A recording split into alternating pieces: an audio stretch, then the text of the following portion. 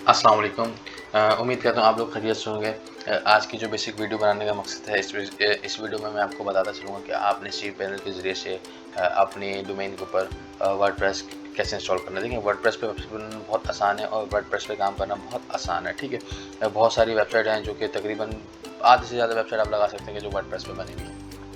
तो देखें, सबसे पहले मैं बता देता हूँ कि सी पैनल किस तरीके से लॉगिन होता है।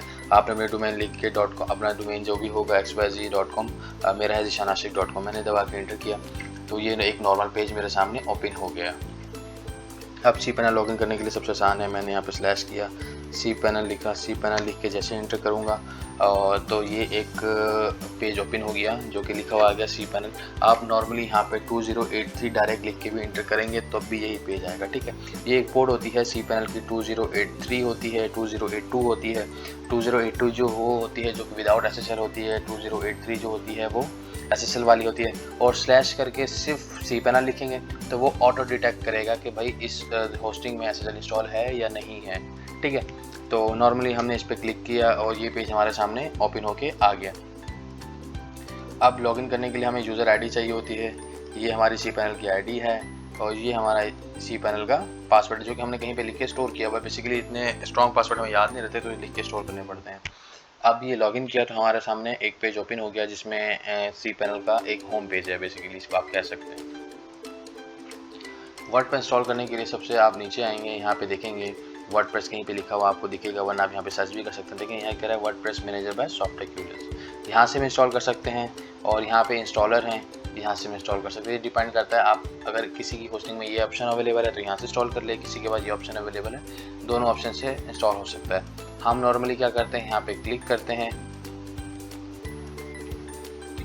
तो सबसे सामने क्या होता है, वो बताता है कि भाई आपने वर्डप्रेस इंस्टॉल करनी है। जी बिल्कुल, हमने वर्डप्रेस इंस्टॉल करनी है। हम इस पर क्लिक करेंगे तो कुछ इन्फॉर्मेशन हमसे मांगेगा। कहता है कि वर्डप्रेस का आपको वर्जन कौन सा इंस्टॉल करना है, जो लेटेस्ट होता है नॉर्मली वही इंस्टॉल करना होता है। सम टाइम ऐसा होता है कि हमें बैक वर्जन चाहिए होता है तो हम सिलेक्ट कर सकते हैं ड्रॉप डाउन से। उसके बाद ये हमसे पूछता है कि भाई एसएसएल जो है वो आपको चाहिए, आपकी वेबसाइट में एसएसएल इंस्टॉल है या नहीं है। जैसे नॉर्मली किसी होस्टिंग में इंस्टॉल नहीं होता और हम गलती से HTTPS कर दें तो ये क्या करेगा, सर्च करेगा। अगर इंस्टॉल होगा दैट्स फाइन, अगर इंस्टॉल नहीं होगा तो बोलेगा कि एस इंस्टॉल नहीं है तो आप एस यूज़ नहीं कर सकते, आप विदाउट एस वाला यूज़ करें, ठीक है। पिछली वीडियो में मैं आपको बता चुका हूँ कि एस और एस होने पर और एस ना होने पर क्या फ़र्क है। नॉर्मली ये आपका डोमेन है जो मेन डोमेन रूट कहलाती है, ठीक है, और ये आपकी डायरेक्टरी है। अमूमन हम इसको क्या करते हैं, अनइंस्टॉल कर देते हैं बेसिकली, क्योंकि देखें अगर हम इसको नहीं रिमूव करेंगे तो हमारी जो वेबसाइट ओपन होगी वो क्या होगी, ज़ीशान.com के ऊपर तो एक ब्लैंक पेज होगा, कुछ नहीं होगा, जो कि नॉर्मली आप अभी देख भी रहे थे, ठीक है। लेकिन अगर हम WP के ऊपर इंस्टॉल करेंगे तो फिर हमें स्लैश करके WP लिखना पड़ेगा और फिर WP के जितने भी पेजेस बनाएंगे या प्रोडक्ट होंगी वो WP ज़ीशान-आशिक.com/WP XYZ प्रोडक्ट, तो इस तरीके से आएगा। तो हम क्या करेंगे, इसको रिमूव कर देते हैं, क्योंकि हमें अपनी वेबसाइट जो होती है वो बेसिकली रूट डोमेन के ऊपर चाहिए थे। हम यही चाहते हैं कि हमारी वेबसाइट ज़ीशान-आशिक.com के बाद हमारा सर्विस पेज आ जाए या हमारी कोई प्रोडक्ट आ, बीच में कोई भी नहीं है। जो बड़ी बड़ी वेबसाइट होती हैं वो इस तरीके की डायरेक्टरी यूज़ करती हैं, ठीक है। एज ए बिगनर हमें इस पर नहीं जाना, हमने इसको रिमूव कर देना है। अभी हमसे पूछ रहा है कि भाई आपकी वेबसाइट का टाइटल क्या है आप इसको कुछ भी कर सकते हैं। फॉर एग्जांपल मैं कर देता हूँ ज़ीशान-आशिक लिख देता हूँ, ठीक है। और ये आपसे पूछ रहा है कि भाई कुछ डिस्क्रिप्शन है, नॉर्मली मैं ये रह देता हूँ। ये दोनों चीज़ें आप साइट एडमिन में जाके भी रिमूव कर सकती हैं। पूछ रहा है एडमिन यूज़र नेम, अब ये वर्डप्रेस का यूज़र नेम, वो जो यूज़र नेम था वो सी पैनल का यूज़र नेम था। अब ये जो यूज़र नेम है ये वर्डप्रेस लॉगिन करने का यूज़र नेम है। नॉर्मली ये यूज़र नेम स्ट्रॉन्ग होने चाहिए, किसी को पता नहीं चलना चाहिए। अगर आपकी वेबसाइट ज़ीशान-आशिक है तो ये नहीं कि आपने यूज़र नेम ज़ीशान-आशिक ही बना देना है, हमेशा आपने स्ट्रॉन्ग बनाना कि कोई आइडिया ना लगा सके कि आपकी वेबसाइट का यूज़र नेम क्या है। अगर किसी को आइडिया हो गया तो वो क्या करेगा, आपकी वेबसाइट को हैक करने की कोशिश करेगा और वो सक्सेसफुल हो जाएगा। तो बहुत टिपिकल रखना है, किसी के साथ अपनी यूज़र डिटेल्स शेयर नहीं करनी। इस तरह पासवर्ड भी जो है आपका 100% क्या होना चाहिए, स्ट्रॉन्ग होना चाहिए। देखें जैसे ही मैंने लिखा ये स्ट्रॉन्ग आ गया, ठीक है। और ये आपकी एक ईमेल होती है, आप इस पर अपना जीमेल का ईमेल भी यूज़ कर सकते हैं, info@ज़ीशान-आशिक.com, कोई भी ईमेल यूज़ कर सकते हैं जो कि बेसिकली फॉर एग्जांपल अगर पासवर्ड रीसेट करना है या साइट में कोई इशू आएगा तो नॉर्मली जो ईमेल रिसीव होंगी वर्डप्रेस की आपको इस ईमेल पे रिसीव होंगी, ठीक है। नॉर्मली अमूमन जो वेबसाइट होती है वो एडमिन होती हैं, ठीक है। सम टाइम कोई डेवलपर के नाम से भी होती है, सम टाइम कोई डिफरेंट जो भी ईमेल आप यूज़ करना चाहें वो यूज़ कर सकते हैं, इसमें कोई इशू नहीं है। बेसिकली ये एडमिन ईमेल होती है, आपके अकाउंट के कोई भी कुछ इशू आएगा तो वो नॉर्मली इस ईमेल के जरूर आप अपने अकाउंट को हैंडल कर सकेंगे बाद में। लैंग्वेज जो है वो हमें इंग्लिश में चाहिए। हमसे पूछते हैं कोई प्लगइन यूज़ करना है या नहीं करना। हम नॉर्मली कोई प्लगइन यूज़ नहीं करना। जब हम थीम इंस्टॉल करेंगे, थीम की बात करेंगे, तब ऑटोमेटिकली हम आपको प्लगइन का भी बताएंगे और बाकी चीज़ें बताएंगे। एडवांस ऑप्शन को आपने ज़रूर ओपन करना है, ठीक है। आपने यहाँ पे क्या करना है, डेटाबेस को चेंज करना है। अभी नॉर्मली देखें क्या लिखा हुआ था, इस WP याद है, WP से कभी भी आप यूज़ नहीं किया करें। हमेशा WP तो समझ लो आपके डेटाबेस नेम में और टेबल प्रीफिक्स में होना ही नहीं चाहिए।